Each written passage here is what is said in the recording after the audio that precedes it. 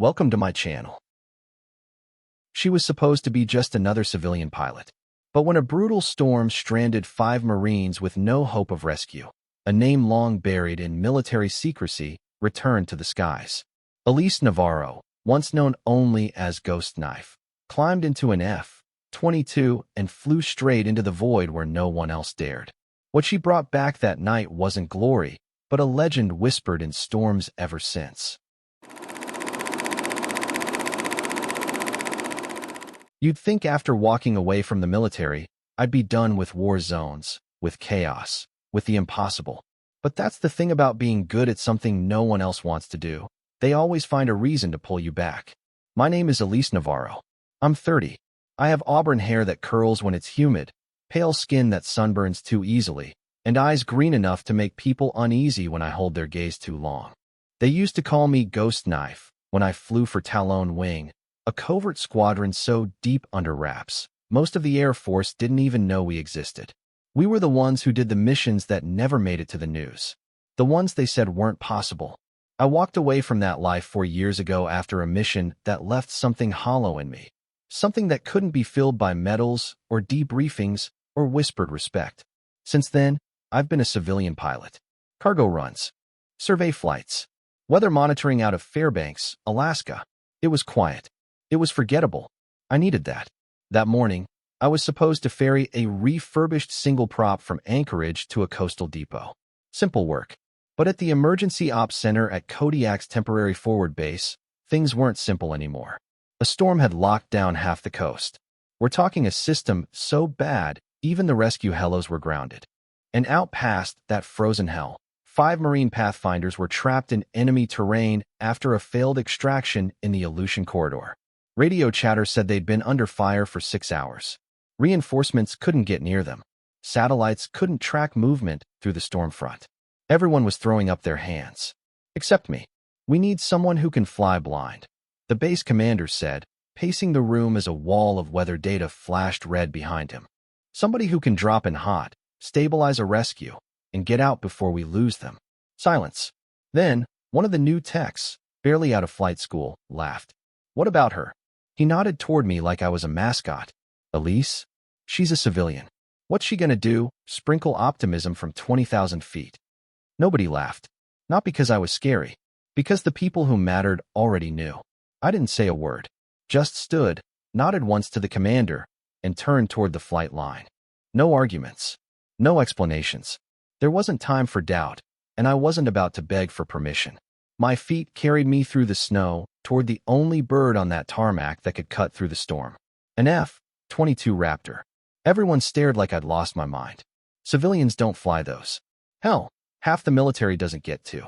But I had made one quiet request when I signed my contract months ago. If a certain airframe went into mothball storage, let me know. That plane was mine once. It was waiting.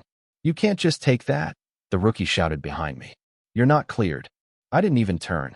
If he didn't understand by now, words wouldn't help him. Inside that cockpit, it was like stepping back into my own skin. Every dial, every switch, muscle memory kicked in. The storm outside wasn't my enemy. It was just another wall I'd already flown through a dozen times in the Middle East, in sub-zero blackouts over Greenland, in unnamed places where no one else dared. Control, this is Kodiak 1 requesting emergency departure, I said into the radio. Static. Then, Kodiak 1, negative. Weather exceeds operational thresholds. No flights authorized. I'm not asking. I replied, flipping the switch that triggered override protocols. This is a mercy flight. 5 American lives. Clearance assumed. Initiating departure. And with that, the runway roared beneath me.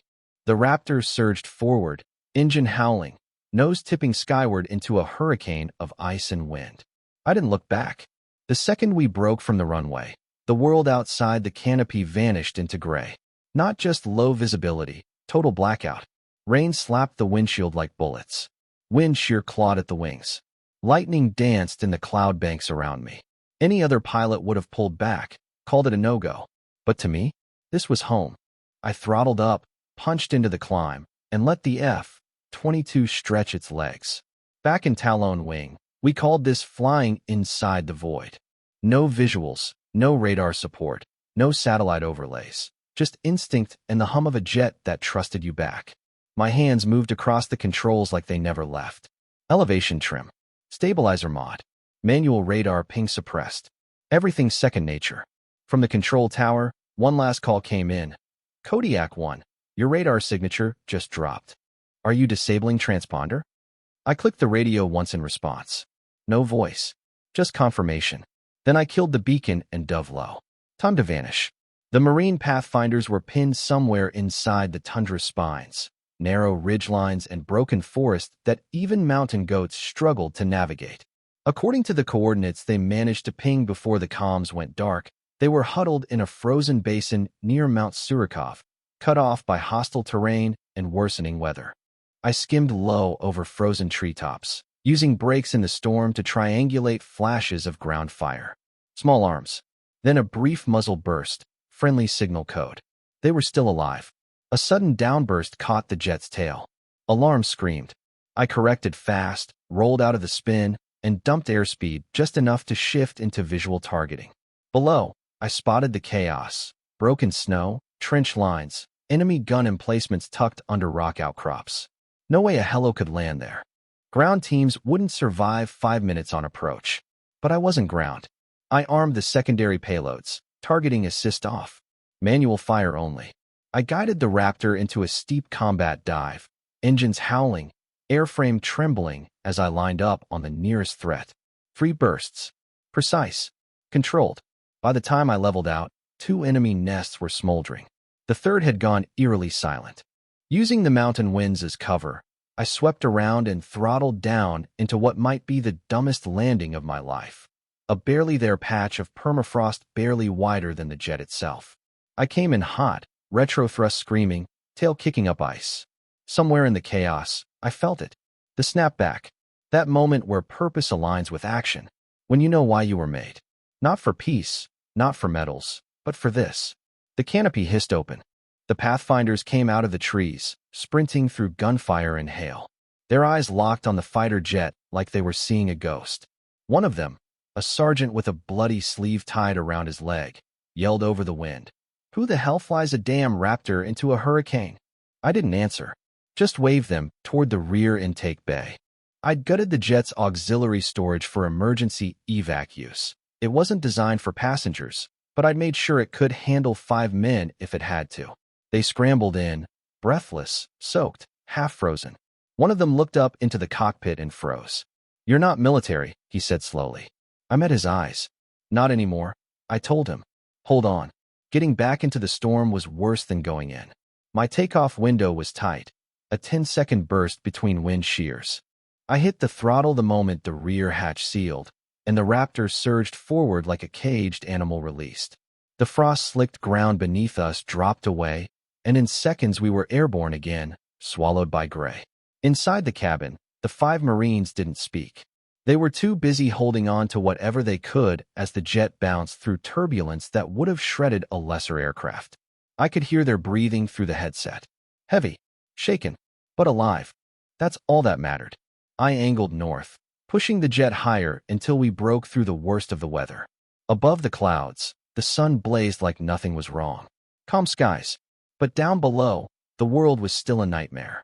I checked our range back to Kodiak and winced. Fuel would get us there, but barely.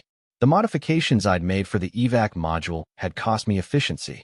The radio crackled to life. Unidentified aircraft, this is Port Kodiak Control. You're approaching restricted airspace. Identify yourself. I could have stayed silent. Could have let them keep guessing. But something in me stirred. This is Kodiak 1, I replied, voice even. Returning with 5 criticals. Emergency evac complete. There was a pause. Kodiak 1. That designation isn't active. Who is this? My hand hovered over the comm switch. Then I leaned in. Elise Navarro, I said. Former captain, Talon Wing. Clearance Alpha Black. Silence. Then, in the background, a voice I hadn't heard in years whispered, she's dead. Elise Navarro was listed Kia in Syria. No, someone else answered. She went dark. Ghostknife. She's the one who pulled Ops Omega out of Risha province. She's real.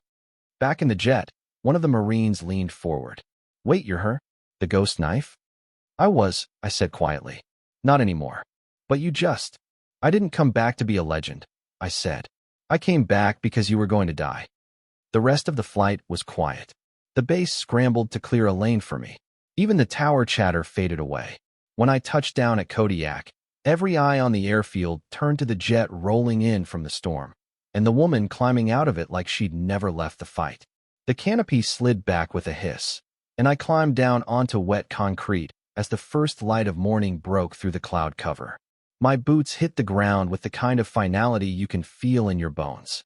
Behind me, the Marines disembarked in stunned silence, eyes scanning the base like they'd returned from a dream or a nightmare. A small crowd was forming. Technicians, medics, commanders. Everyone who had written the mission off as a loss now stood dumbfounded, staring at the fighter jet they'd sworn would never fly again, and the woman they were sure was gone. One of the medics rushed forward, already unsealing trauma kits. The Marines started filing out, limping, dazed but alive. One of them turned to look at me. His voice cracked with disbelief. You were real. I always thought the Ghostknife was a story, a scarecrow they whispered about in dark corners. I preferred it that way, I told him. No glory, just results. That's when Commander Travis stepped forward. Gray hair, jaw locked, the same man who'd once greenlit missions for Talon Wing, and then helped bury our names when things got too messy. He stared at me like I was a ghost. We've been trying to find you for years, he said quietly. Every unit, every agency. You disappeared. I didn't disappear, I replied. I just stopped fighting. His jaw twitched. Why? Because at some point, I stopped counting who I saved, I said, and started counting the ones I couldn't. The ones I couldn't forget. He nodded, said nothing. What could he say? Behind him, the young rookie, the same one who mocked me in the hangar, stepped forward, sheepish and pale.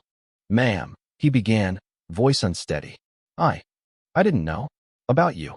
About any of it. You're not supposed to, I said, locking eyes with him. But remember this. Never measure someone by where they are now. You can't see the wars they've already survived. That shut him up. The other Marines were gathered now, clustered near the Raptor.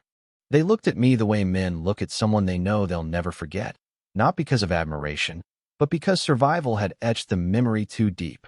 Then the storm broke. Rain, soft and steady, began to fall, as if the sky itself was catching its breath. I let it wash over me, over the blood, the dirt, the ghosts. I thought I could be done, I murmured aloud. But deep down I knew. Some wars don't let go. They just wait for your return. That night, I stayed on base longer than I meant to. Not in the spotlight. Not for debriefs or headlines. Just in the maintenance hangar, where the F-22 sat under sodium lights, still dripping from the storm. I went over the flight log manually, checked the hydraulics, ran diagnostics the way I used to when every second in the air could mean death or salvation. I found myself whispering old habits out loud, like I was back with Talon Wing, like my crew chief was still alive. She would have yelled at me for flying solo, and then patched the damage with one hand while lecturing me with the other. I could almost hear her voice. You're not invincible, Elise. No, but I was relentless. Outside, the Marines I rescued were already being processed for transport to medical. 2 of them had asked to speak with me before leaving, but I kept to the shadows. It wasn't that I didn't want their thanks, I just didn't need it. What they didn't know was that this wasn't my first rescue under fire. Not by a long shot. Operation White Echo, where I took out an armored convoy alone to clear the path for a wounded Ranger unit crawling through enemy hills. Operation Bloodlight, when I flew for 11 hours in blackout conditions to track a moving target and drop pinpoint supplies to a squad trapped behind chemical mines. And Operation Frostburn, the mission that ended it all, when I disobeyed orders and crossed into disputed airspace to pull out a downed pilot. We got him home, but I was declared Kia after my transponder failed and I vanished from radar for 2 days. By the time I got back, the brass had already written my name into the obituaries. I could have corrected them. I didn't. You don't come back from certain things unchanged. Back in the hangar, someone slipped inside. Quiet footsteps. I didn't turn around. I already knew who it was. The rookie. He approached slowly, holding something in his hands. A worn flight patch, the Talon Wing insignia. Somehow, he'd found it in the archives. This yours? He asked quietly. It was, I replied, taking it from him. The fabric felt rough and familiar between my fingers. "I've been reading about you," he said. "Well, about what's public, which isn't much. I don't get it. You were the best. Why leave it all behind?" I thought for a long time before answering. "Because I mastered the art of destruction," I said. "But I wanted to learn how to build something instead." He stared at me like I'd just handed him a riddle he wasn't ready to solve. I stood up, fastened the patch to the inside pocket of my flight jacket, and looked at him for what felt like the first time. "You want to be a pilot?" I asked. He nodded, hard. "Then remember this. Skill gets you in the sky, but purpose keeps you there." By sunrise, I was gone. Not out of shame. Not because I didn't belong, but because I knew what would come next. Interviews, commendations, someone pushing for a return to active duty. They'd try to drag me back into the world I'd fought to leave behind, and I wasn't about to let them. So before the sun had fully climbed the peaks, I wheeled my civilian Cessna out of its quiet hangar at the far end of the base. No fanfare, no goodbyes, just silence and frost crunching beneath the wheels. I'd left something behind, though. On Commander Travis's desk, neatly folded beside the radio reports and mission briefings, was a small envelope with my name written in faded ink. Inside was a note. "I don't need my name remembered. I just hope you live more kindly than yesterday." That's all. Later, I heard the stories that spread. How the 5 rescued Marines tried to track me down through flight registries and pilot logs. They filed unofficial FOIA requests. They combed through mission archives. They even contacted old special ops liaisons. But every trail led nowhere. My personnel file was sealed under an outdated security clearance that didn't exist anymore. And my real records? Those were buried deep under black tape. The public would never know I'd returned. And I preferred it that way. What mattered wasn't the headlines. It was that 5 men went home. 5 families weren't mourning. That should be enough. But it never is. Not for the people who watched from the sidelines, who saw the impossible unfold and had to make sense of it. At Kodiak, the rookie didn't ask for a promotion or chase the next assignment. He put in for a transfer to search and rescue. Said something about wanting to fly for the living, not the medals. On his desk sat a photo of the F-22 from that night, laminated and framed in rough steel. A small sticker below it read, "Don't assume." People whispered my name with reverence now, not Elise Navarro, but Ghostknife, the one who slipped through radar nets, who could land on glaciers and fly through hell. Some believed I was still out there, doing covert humanitarian runs into disaster zones. Others claimed I flew under false IDs, ferrying vaccines to war zones no one dared enter. No one had proof, and they never would, because I wasn't interested in being found.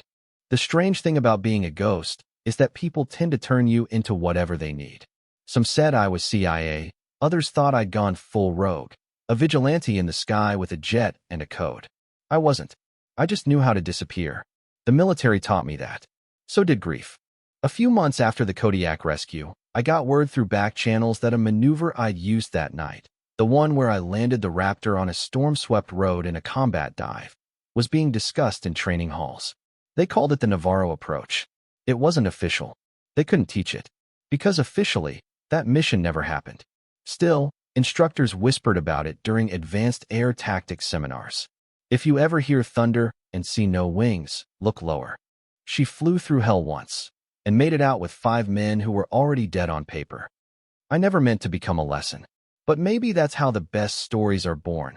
Uncredited, unfinished, passed from one soul to another like a flame you protect with both hands. I flew through storms like some people walk into bars, with quiet purpose and an exit strategy. In the months that followed, I crossed the globe under call signs that changed weekly. Humanitarian contracts. Smuggling meds into collapsed regions. One time I flew a pregnant nurse out of a besieged city with 4 minutes to spare. Another time, I dropped survival packs to a stranded mountaineering team the satellite had missed. No flags, no briefings, just what needed doing. And always, when someone asked for my name, I just smiled and said, "Elise will do." But one mission hit different. A relief team pinned in a flooded canyon in Honduras. No air evac possible. Their chopper had been swept downstream. Radios down. That was the official report. Unofficially, a militia had moved in, and no one wanted to admit it. I landed anyway. Flew blind into rising air and thunder so violent it cracked 2 of my wing rivets. I found them by listening. listening to their breathing on the only still active signal, a barely their heartbeat monitor linked to their medic. Brought them out. No questions. No debriefs. Just left them stunned on a dirt runway with food in their hands and tears in their eyes. Before I left, the youngest one, maybe 20, looked up and said, "Are you real?" I just shook my head. "Not anymore," I told him. I never asked for the legend they built. They called me Storm Ghost in some forums, Ghostknife in others. On a Reddit thread for military myths, someone posted a blurry photo of a red-haired woman stepping into an unmarked jet in Nepal. Another claimed I once flew under a monsoon front to deliver insulin to an isolated village during a landslide. One photo, one story, one whisper, but no proof. And still, the myths grew. A retired air traffic controller from New Mexico swore a woman with a pilot's voice once landed a twin prop after being struck by lightning. Radio dead, navigation systems fried, guiding herself down using nothing but instinct and memory. The tower logs were redacted. "She knew the wind before I did," he said. "Knew it like it spoke to her. It was probably me. But I never said. Because it wasn't about being seen. It was about doing the thing no one else would, because you could. There's a quiet kind of heroism no one writes songs about. The kind where you land, unload, save someone, and leave before the press shows up. I'd found peace in that. Not silence, but purpose. But Kodiak never forgot. 6 months after the storm, a small nonprofit was launched, Silent Horizon, started by the 5 Marines I'd pulled from the brink. Their mission? Helping combat veterans transition into humanitarian work, showing them their skills weren't just for war. They said it was inspired by a woman who didn't ask for thanks. I was flying over Greenland when I heard. Something in me shifted. I didn't know what to call it. Maybe gratitude. Maybe guilt. Either way, I banked left into the cold sky, radioed no one, and kept flying. Because the greatest things we do aren't done for medals. They're done because no one else can. Because we know what it's like to be left behind. And we swore no one else would be. I keep the talon patch tucked into the lining of my jacket. It's worn, nearly invisible now, just a faded silhouette of a wing wrapped in barbed wire. To most, it looks like nothing. To me, it's a vow. The night before my last mission, before I vanished the first time, I stitched that patch inside my suit. Not for luck. For accountability. A reminder that someone was always counting on me, even if I didn't know their name yet. It's been almost a year since Kodiak. Since then, I've landed in 37 countries under 12 different IDs. Moved cargo. Flew doctors. Delivered supplies to places even birds wouldn't go. All in silence. But one day, something unusual happened. An encrypted message appeared on a private frequency only 4 people on the planet knew. The tone wasn't urgent. Just 6 words. "You once saved 5. They remember." It included coordinates, a remote plateau in northern India, near a school rebuilt after a landslide. When I got there, no soldiers waited. No commanders. Just a single makeshift landing strip and a plaque hammered into stone. To the woman who flew through the storm. "We never learned your name. But we're here because you didn't wait for permission." Beneath it, the insignia for Silent Horizon. And a note. "You gave us time. We're using it well." That was the closest thing to a medal I'd ever need. I stood there for a long time, my boots in the red earth, the wind biting at my coat, remembering every name I never spoke again, every face that didn't make it home, and every second I flew toward gunfire without knowing if I'd fly out. This life wasn't glamorous. It was sharp edges and silent departures. But it was honest. And it was mine. I don't fly as often now. The skies haven't changed. They're still cruel and beautiful and indifferent, but I have. Maybe it's age. Maybe it's peace. Maybe it's just that I've carried enough ghosts for one life.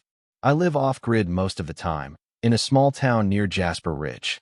I teach weather mapping at a backwoods airfield, mostly to teenagers who think flying is just button-pushing and adventure.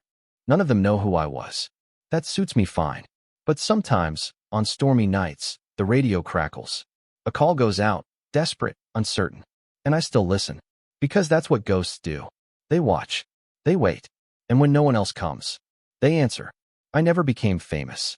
Never sat in a studio or wore a dress uniform for the camera. But my story still travels. Pilots tell it around fuel tanks. Mechanics whisper it while scraping frost from wings. And rookies pass it between bunk beds like folklore. They don't always get the details right. Sometimes I'm blonde. Sometimes I flew a stolen stealth jet. Once, someone swore I was part AI. Let them wonder. Because the truth isn't in the hardware or the headlines. It's in what we choose to do when no one's looking. I wasn't a hero. I was a woman who saw a fire and walked into it. Not to earn glory, but because 5 people were inside, screaming for someone who wouldn't ask, "Is this my job?" before leaping into the storm. You want to know who I really am? I'm the one you didn't notice until the fire was already out. The one who left before the applause started. The one who believes the most important thing you'll ever do will never be seen. So if you're reading this, live that way. Be kind in silence. Be strong when no one watches. And when your moment comes, step forward, even if no one ever knows. Because that's where real courage lives. In the quiet, in the storm, in you.